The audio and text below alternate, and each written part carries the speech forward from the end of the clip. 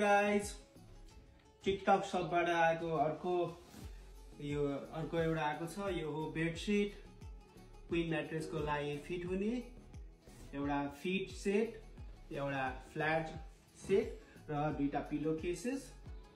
यो different colour different साइजमा available छ। यो एकदमै सफ्ट कम्फर्टेबल सिल्क हो।